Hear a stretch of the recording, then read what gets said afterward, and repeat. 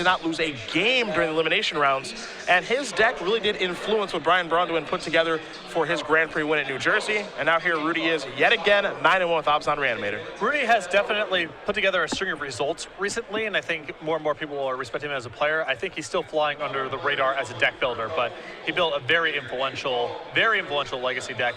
As you mentioned, winning the Legacy Open and then having a heavy influence the way Brian Braunduin constructed his Grand Prix winning deck.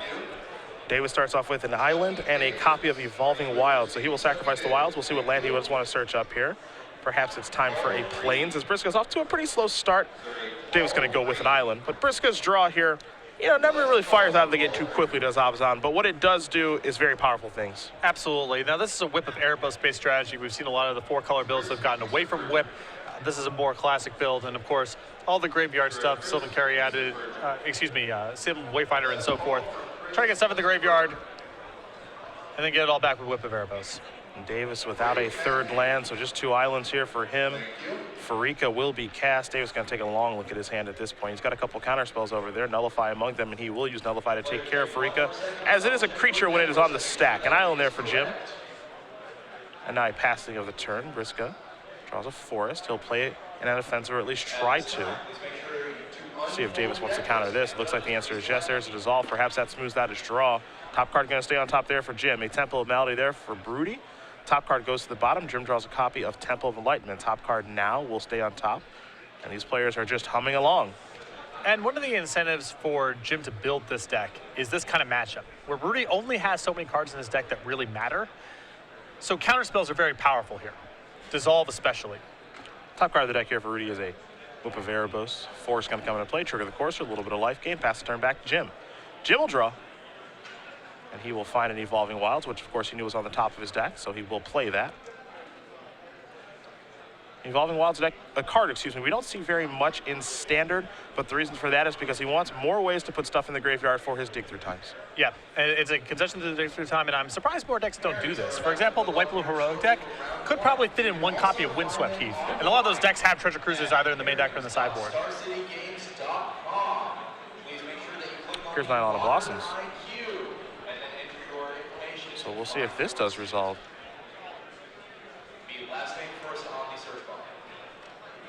The thing that's really tough about these Abzan Reanimator decks, and Abzan in general, is they can keep up on cards with blue-white control. You would think that blue-white control will out-card a deck like this, but that's not always the case. Briksza going to draw Siege Rhino off the Eidolon. Top card now is a copy of Sylvan Caryatid, and it looks like we're going to head back Davis's way. Davis will sacrifice the Wilds. You have to imagine a Plains here. So there's a couple things going on about what you just mentioned there. Yes, the deck can definitely keep up in terms of raw card count, but there's a card quality issue. Blue-white control has more powerful stuff going on. The blue-white deck is better at keeping the Abzan deck off of its critical pieces than the other way around.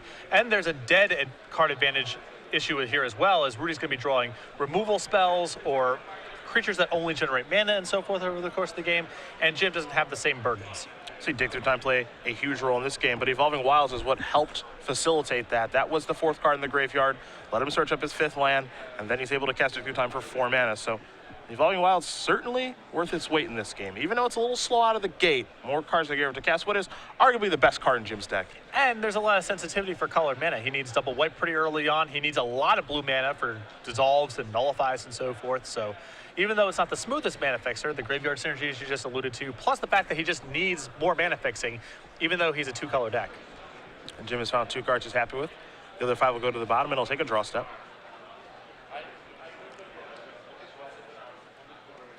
Divination among the cards in Jim's hand right now, and Hostilities as well. That's what he's trying to set up.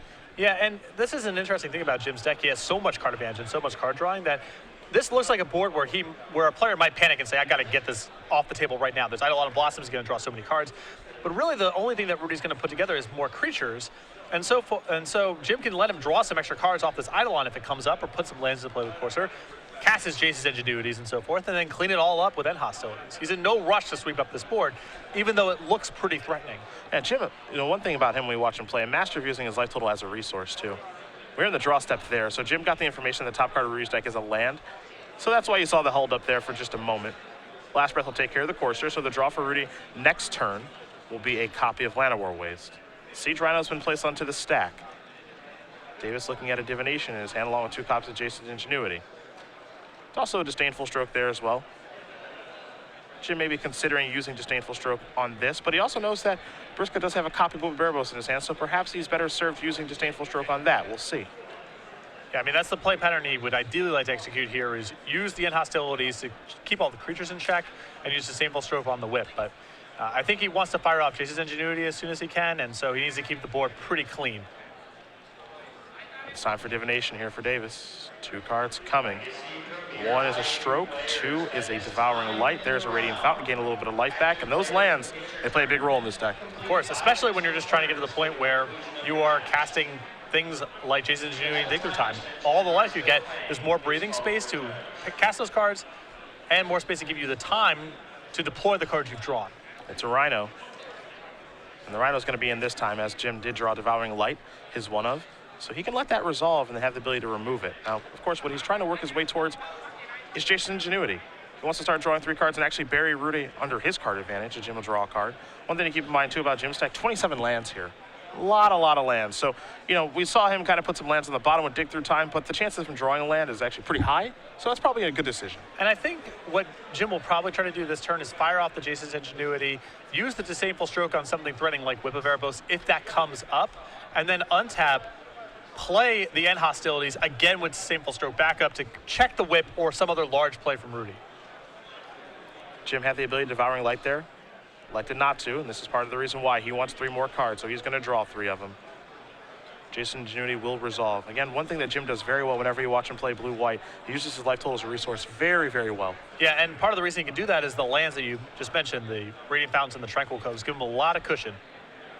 Looks like it might be time to end a whole bunch of hostilities, and it is. So there's the Wrath with a 3 mana available. Not the first time we've seen him do this. Dissolve and Disdainful Stroke at the ready. Hornet Queen the draw there for Briksza.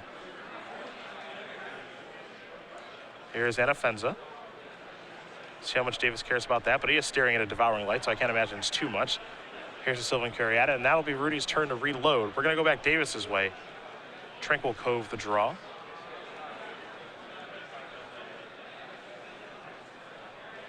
That'll come into play. Trigger gain a little bit of life. He's going to go up to 9. And happy to pass the turn back over to Briksza. Briksza will attack here with Anafenza. And it is time to Devour Light. So there that goes. Here's Thoughtseize. Thoughtseize is important. This may allow him to get this Whip of Erebos into play. Wouldn't be surprised to see Jim dissolve this at all. Has 5 mana available, so he can dissolve plus cast Disdainful Stroke. That's what we're going to see him do. And let's keep in mind, too, a little scry action here. And hostilities will be the top card. It'll become the bottom card. Now there's the whip, and absolutely not. Can't stroke it fast enough. A great turn here for Jim. Yep. And that was a great turn in spite of Rudy drawing perhaps the best card in his deck in that spot, which is Thoughtseize. Negate is the draw. You might be wondering, is that actually a main deck card for Davis this weekend? It is, just 1. Now here's a Hornet Queen. Davis will have a response. It's Jace's Ingenuity. 3 cards coming, probably looking for some sort of counterspell. And hostilities will work just fine too. Dig Through Time, that's probably not too bad.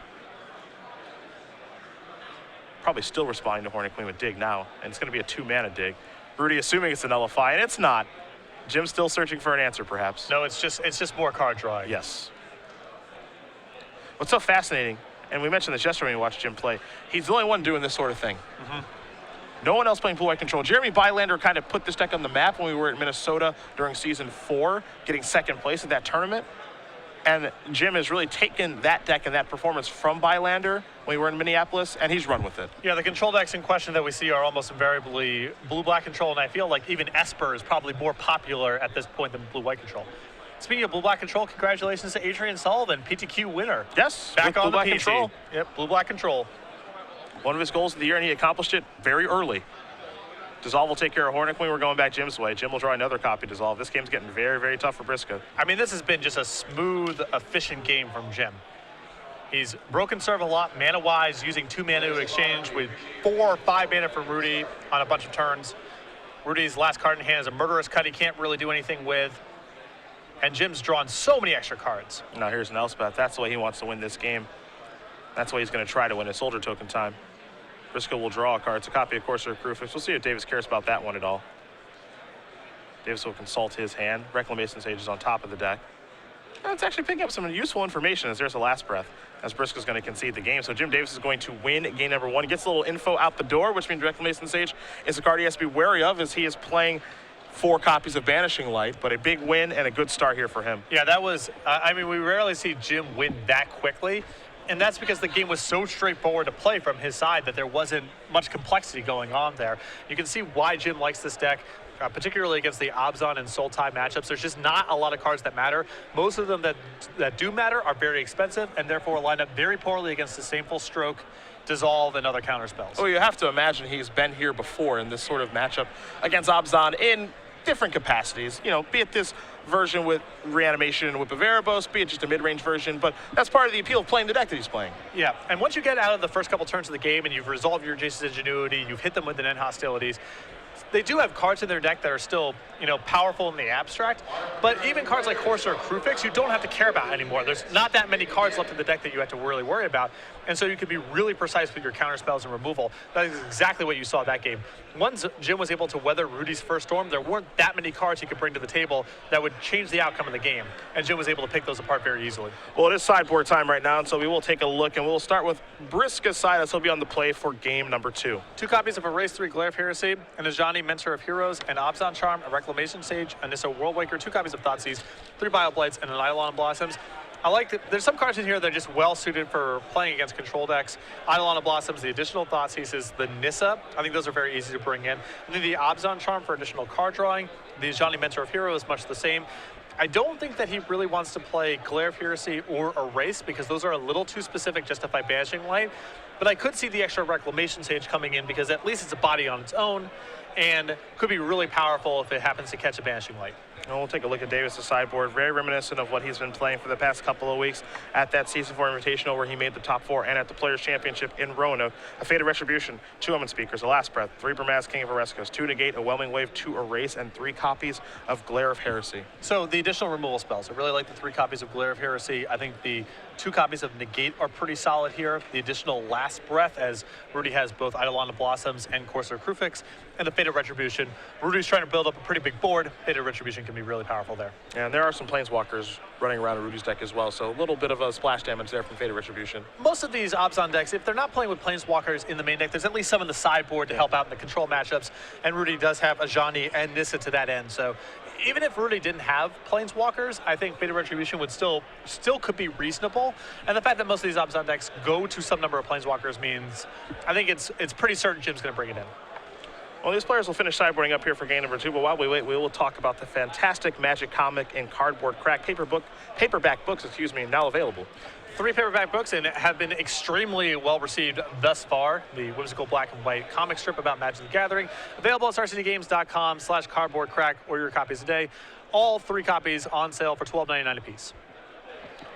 From what I've heard, a 4th book may be on the way. Would not surprise me. The content's generated very quickly. As you see in the bottom right-hand corner, the Matthias Hunt stick figure looks very similar to his emoticon on Twitch. That looks like Matthias to you? Well, the facial expression's pretty similar. Just need to get a hat. Not the stick figure. Okay, yeah, you need to clarification is key in what Right. we are doing here. That is just a person plays Magic. The Matthias emoticon is what I'm saying. Gotcha. Just happy to be playing Magic, happy to be hanging out. Yeah. And who wouldn't be? Jim Davis certainly is. He's off to a beautiful start this week at number 3 on our Open Series leaderboard. And part of the reason he came here, again, he wants to qualify for the Players' Championship. The points right now where he stands on the leaderboard, he's got a real shot at this thing, and he knows it, and he's looking to take advantage of it. Long Island is not close to Columbus. Neither is New Jersey, which is where Rudy's originally from, although I believe he lives in the Baltimore area now. Yeah, which is a little bit closer. Still no short drive. I don't know if that's actually closer. I think it's a touch. It's probably real close. It's probably within an hour. I've made the drive from Ohio to like DC before, which is GC and Baltimore, like the general same area, and it's about 8 hours. Back in my old PTQing days. I actually made the drive for that Team Grand Prix that you got second place at. DC? Yeah. The Northern Virginia, but we got 7 into a van. It was uncomfortable. I was in the front seat. Played perfectly. Here's a Thoughtseize. We've got 1 dissolve, 1 nullify, and a hostility, along with a whole bunch of lands here for Davis.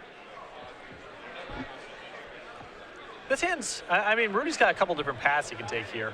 You can take the Fate of Retribution and try to just 1-for-1 here. We can take the Nullify and try to break out with a fast Anafenza. What's nice about this is, Jim is without double weight, at least for the time being, and no card drawing spell. So Rudy may be able to play a 1-for-1 game. Hey, it's going to leave him with End Hostilities and Dissolve, along with the 4 lands, 2 deltas, 2 islands. Nullify's going to bite the dust. You see Rudy's hand there. He does have Abzan Charm along with Anafenza, so he's definitely got a route to go down. As we're going to head back Jim's way. Jason's Ingenuity the draw. I mean, Anafenza, even though this is not a matchup for Anafenza, a 4-4 on the play, it's going to be hard for Jim to answer. He doesn't have a ton of answers. Yeah, still hits hard. He's got his Banishing Lights, the Devouring Light if it's left in his deck, which I'm skeptical of, and the End Hostilities, but that's pretty slow to the party, and that's the kind of game Rudy wants to play. Force Jim to tap out on his own turn for a threat that's really not that significant. That can open up the window for Rudy to resolve things like Siege Rhino, like the Nissa in his hand. I'd be a little surprised if he poured it out, the Devouring Light. It's just a one-of, but the fact that it does exile seems to be a pretty big deal here. That's a fair point. Davis will draw, copy of Tranquil Cove. Significant, as it's a second source of white mana. There's an island to be able to cast Dissolve. Utter end of the draw here for Briksza. Here's an attack for 4. Davis going to go down to 16. Temple of Malady will be the land that Rudy does play. Top card becomes the bottom. And he's passing. Davis will draw, copy of Disdainful Stroke. There's the Cove, up to 17. Here's Abzan Charm. Do wonder if he has any interest in countering this. Probably not. I imagine now Jim's trying to just protect his life total, get into spots where he can resolve his card drawing, and then again, kill or sweep up the Anafenza while leaving up counterspell mana. It's going to be hard to do. He's under a lot of pressure. 4 more damage going to come across here. Davis down to 13. Pressure backed by disruption. That's the plan here for Briksza.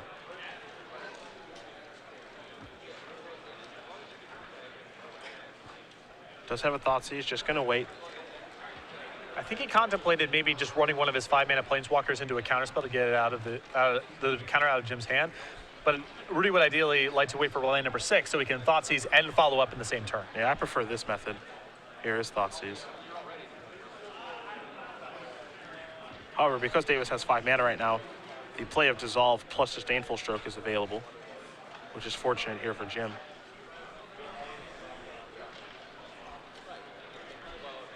Jim going to give this a long thought.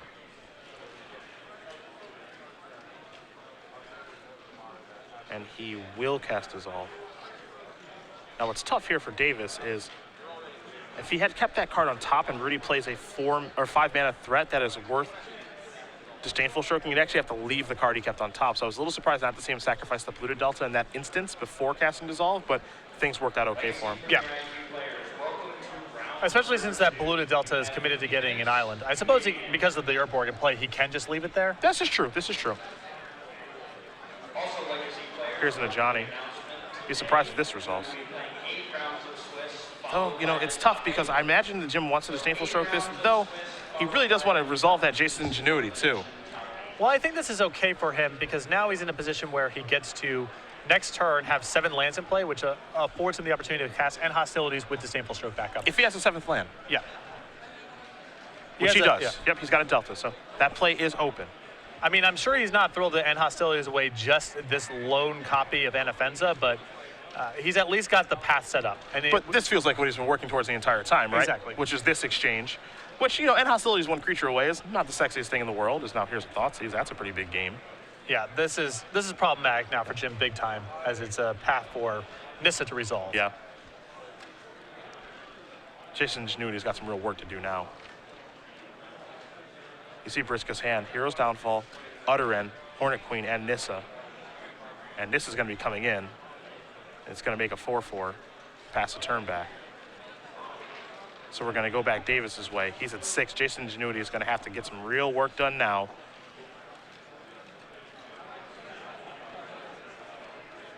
That Thoughtseize is very, very timely there from Briksza. I believe that's number 3 this game, and they've Yes, all been it is. really important. Nullify, Last Breath, Glare of Heresy.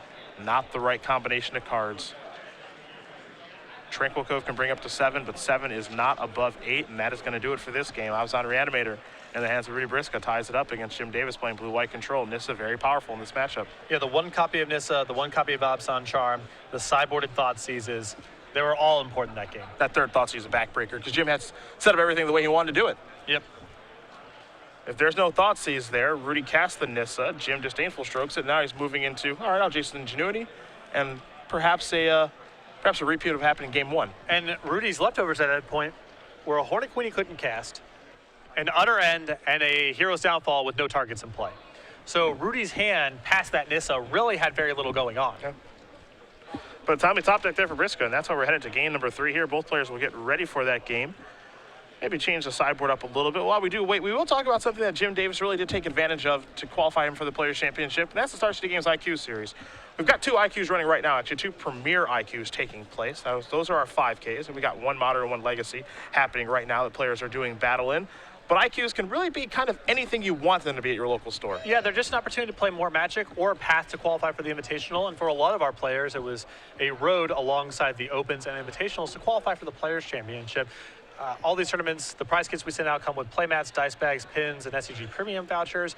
And if you're looking to bring IQs to your store, you can contact the Star City Games Organized Play Department and get these set up today. Yeah, it's pretty easy. I mean, you get a bunch of different stuff. Sometimes we switch out the pins and different things and free premium and all that stuff, but it's more play. You know, we've got SCG Game Night, which is more of a fun type thing that we're doing, but this is more of a competitive one as well. We've got regular IQs, super IQs, premier IQs, whatever you want to run. Just get in touch with starcitygames.com/organizedplay for more information. And for Jim, and for some other players too, Kevin Jones, these were integral for them heading to the Players' Championship Gerard last year. Fabiano, Absolutely. Wise. Yeah. Even winner Brad Nelson probably would not have qualified if it were not for IQs in the Virginia, North Carolina area. And Brad actually split the finals of an IQ yesterday. With the sideboard's own Nick Miller. Nick Miller apparently still has it. Yeah. Dude, Nick Miller mixes it up. I know. He likes an infect deck. I don't know if he can play green-white in this format. I doubt that you can, but I know he likes a green-white strategy.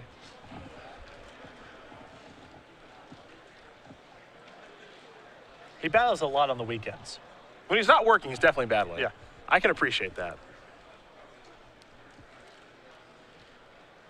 I very rarely do.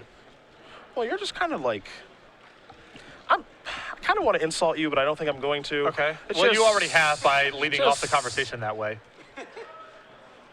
You got to get back out there, man. You got to take those weekends and cast some spells. That's all I'm saying.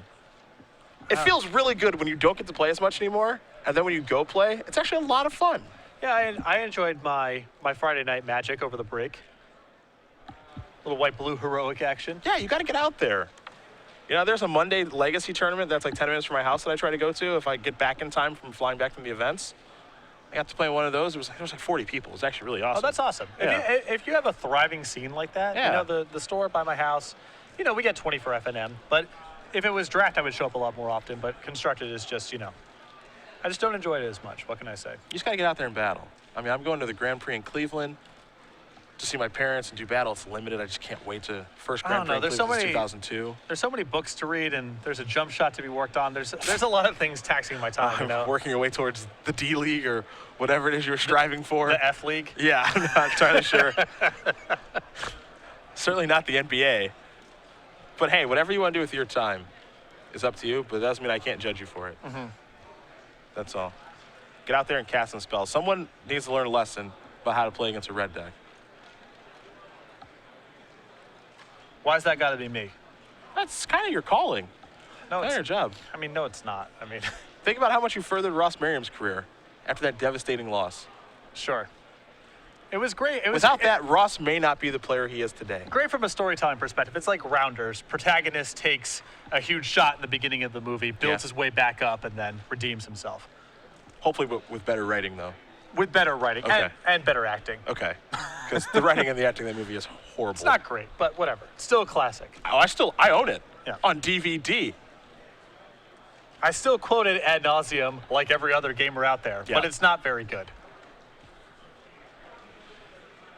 They should make a new one. Rounders 2. Yeah.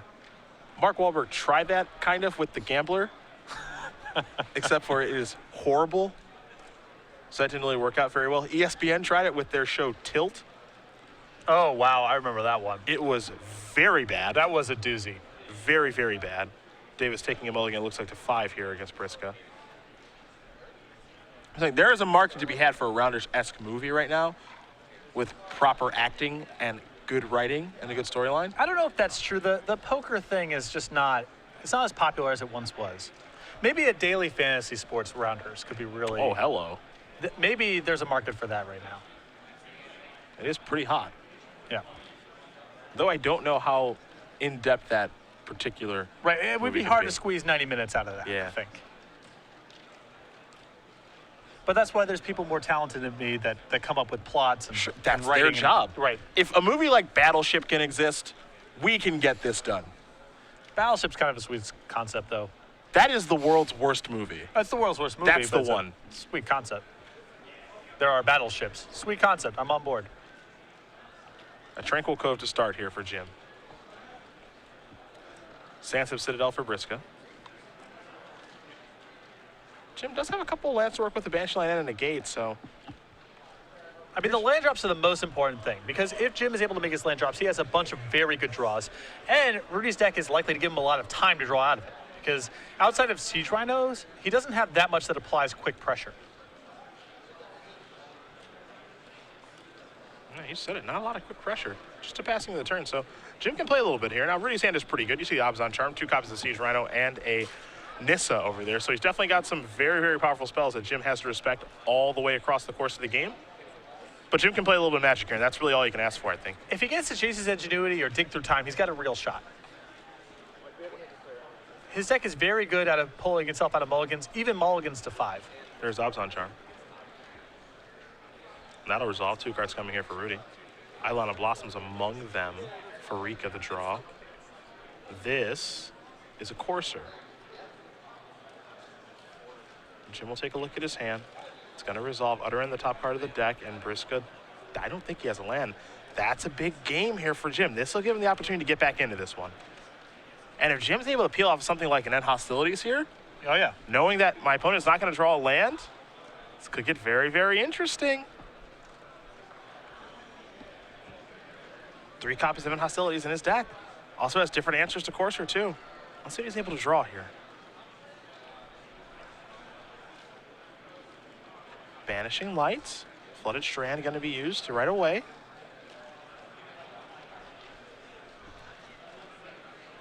He's got some fight left in him here. On a mulligan to 5. Rudy has a Rudy expecting End Hostilities, but that No. is not the case. There's Banishing Light. That'll take care of the course, so we're going to head back Rudy's way.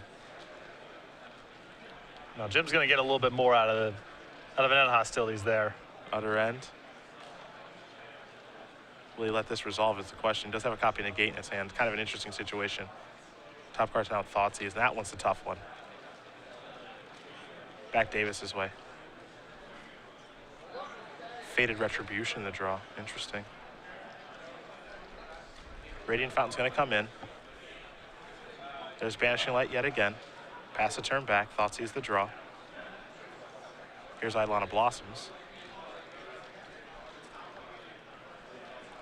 Briksza desperately looking for a land. Would not surprise me here if Jim's entire plan here is just negate for Thoughtseize and Faded Retribution for everything else. Mm-hmm. Top card stays on top. Now, to Jim's credit, he does need another white source of mana to be able to cast Faded Retribution. But Rudy's likely to give him a lot of time. Ooh, Dig Through Time's a big one. That's a huge draw. And with the amount of mana he has, it allows him to negate a Thoughtseize and cast Dig Through Time. Mm-hmm. Windswept Teeth the draw. This is going to be a very interesting game now. There's negate for the Thoughtseize. You mentioned that was probably going to happen, and it did. Briksza going to attack here for 2. Davis is going to go down to 20. Life total very high. Rudy looks like he wants to play a Siege Rhino, and he does. Jim looks at his hand, says that's likely good to go, and it is. So Davis going to go down to 17. Briksza going to gain a little bit of life to 21. There's Windswept Teeth. Pass the turn.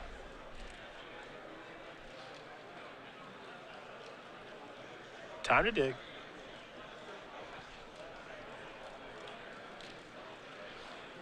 We got ourselves a game. Yeah, for sure. This is the thing. As long as Jim's mulligans to 5 contain land, he's got a shot because he has so much card drawing and so many powerful spells. Yeah. Now, what you take here with dig is very difficult. With Fated Retribution in hand, I'm a big fan of a counterspell and a card drawer. That's the mixture. He's looking at Jason Ingenuity and a Temple right now. Ingenuity will be more cards. Fated Retribution cleans everything up. And of course, Temple Lightman's the third source of white mana. And also, Fated Retribution is a card that people just, it's not really a card that's on your radar when you're playing against a sort of deck. So, you know, it might be a situation where Rudy feels like, okay, well, I can play around hostilities, I'll play a Planeswalker, and that falls right into what Jim wants him to do. Exactly. Taking the Temple here is perhaps a bit more conservative than I would like. I think that in Jim's seat I would take Dissolve plus Jason's Ingenuity, but I can respect just wanting to lock up the extra white source of mana. The draw for the turn was Dig Through Time.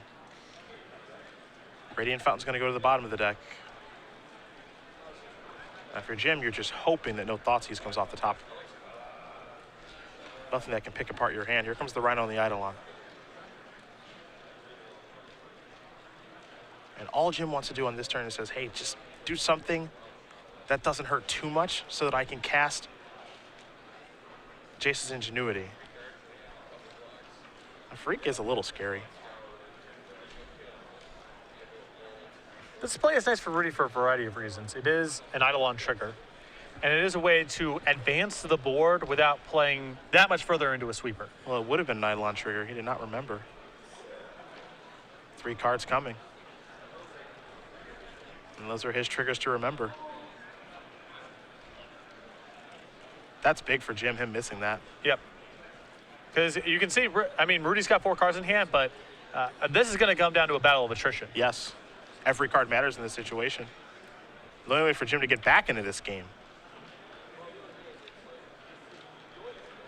is he needs every card. And he doesn't even have to pull the trigger on Fated Retribution right now. If No. he plays a land on tap, for example, he can Devouring Light the Rhino and Jason's Ingenuity again. If Rudy adds more to the board, great. That all gets swept up by Fated Retribution. If he doesn't, Jim's got a lot of breathing space. So. Yeah, if Rudy's turn is something like play Nissa, thinks the coast is clear, make a creature a land, try to attack, then Fated Retribution comes down. Here's Tranquil Cove. We'll go back Rudy's way, force the draw. Couple of lands here for Briksza now. There's the attacks.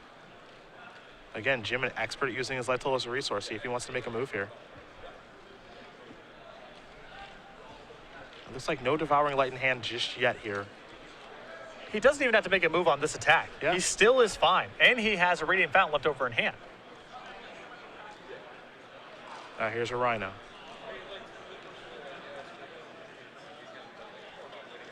It's getting more difficult.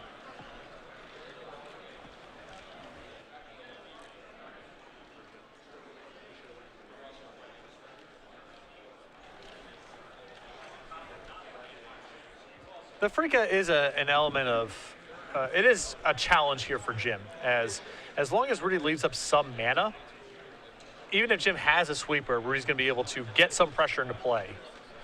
Yeah, the big thing here is, you know, Jim has copies of Erase Yeah. that he can find, Banishing Light too.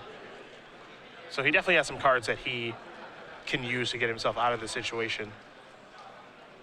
I think Jim right now is kind of asking himself, do I want to Dig Through Time or do I want to Jace's Ingenuity? Which blue spell do I want to play, and how can I get as much as possible with this Fated Retribution? Because if he Jace's Ingenuity to a card like Erase, for example, he's probably doing okay. Yeah. Although, again, this is starting to become an issue of mana as well. Yes.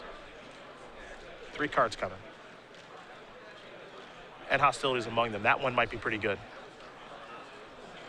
Because the Fated Retribution is a big commitment of mana. Yes. Nullify the Rhino. Keep his head above water, he will. Though this opens up the door for Whip of Erebos. Though he will not cast it. I think Rudy does not want that to get hit with Banishing Light. I think he also wants to keep it as a surprise. Okay. Because it represents lethal now with a Siege Rhino in the graveyard. Yep. There's a risk there for sure, but There's a huge risk there. I think Rudy wants to keep that in his hand as a surprise.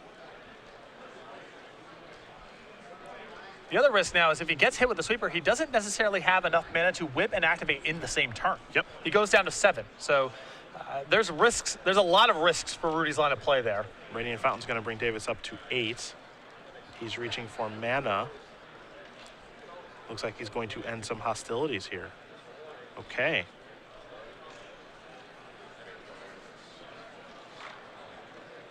So Farika's going to make a creature.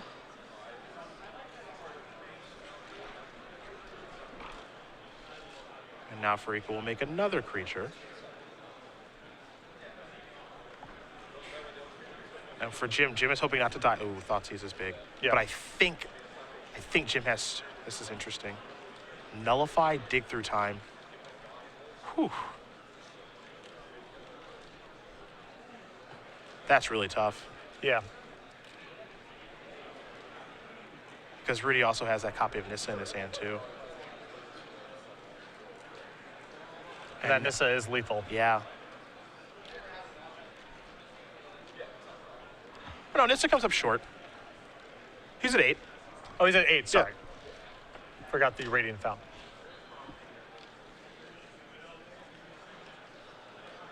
There's a dig. So Jim's going to look at 7, take 2 with him. Elspeth among them. Also a copy of Dissolve. Banishing Light 2. He's going to take the 2 white cards in Elspeth and Banishing Light. The rest are going to go to the bottom. What he's doing here is he's making Rudy have a very difficult decision with his choice. Yeah, there's going to be a lot of quality cards in this hand.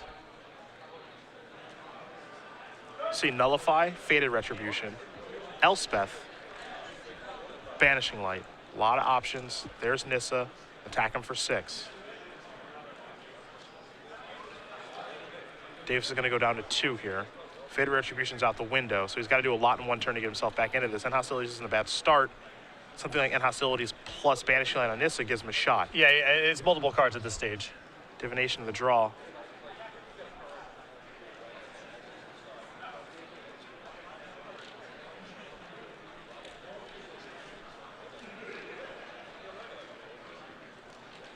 That Thoughtseize was huge there by Rudy. And Jim was trying very hard to set up Faded Retribution, but never found a window to cast it in. Yeah, I mean, that Thoughtseize came at really the last moment. Yeah. I think Faded Retribution could have done a lot of work. And it's possible Jim could have been a bit more selective with his dig through time as well, had his hand not been forced by the Thoughtseize. Yeah, perhaps.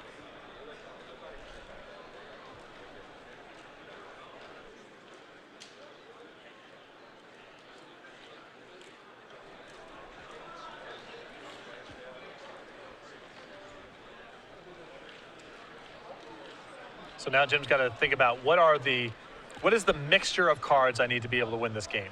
Do I even have the luxury of casting Divination? I'd be surprised.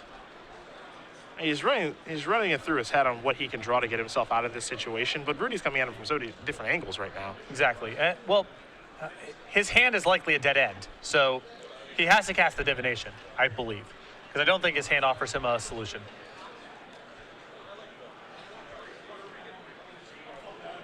Yep, there that is. Delta, Plains, those aren't helpful. Yep, that's going to do it.